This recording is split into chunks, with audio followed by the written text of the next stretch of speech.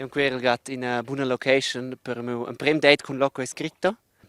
Con conta gli out, als ein Mensch schon dormiu. Dormeo ist mit Schlafen etwas. Demandas essenciales nos domandem gli out sabor monch demandas mo per monch. Altro tema demandas che sich bofa durch ein primo date genau Google. Das weiß ich einfach nicht. Ich würde es aber auch nicht zeigen, wenn ich es wüsste. Con fadiges di? Fadigas, die sind so fastidio, das ist auf Spanisch etwas, was du glaube ich nicht gemeint hast. Wenn wir beim Date-Thema sind, so, ich habe keine Ahnung, was du gerade gefragt hast. Quetas con la location che ho per quei date? Ja, es ist eine schöne Location, aber es ist kein Date heute. Du hast schon das Date erwähnt. Oder es wäre eine schöne Location für ein Date, so hat es glaube ich gemeint. Ja, wär's. Si va per essere attraktivs, con attraktivs quetas diacin mei?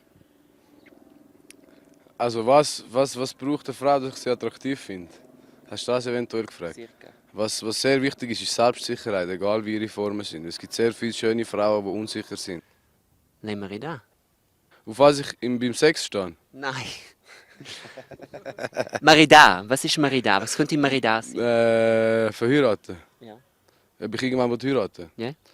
Ja, aber ich glaube einfach immer weniger daran. Es ist glaube mega schwierig mit meinem Beruf. Ich habe schon eine Tochter. Umso älter du wirst, umso kompromissloser bist. Und eine gute Frau, genauso einen guten Mann finden, ist heutzutage schwierig. Aber wenn sie kommt und ich sie spüre, lasse ich sie nicht mehr los und dann heirate ich dich.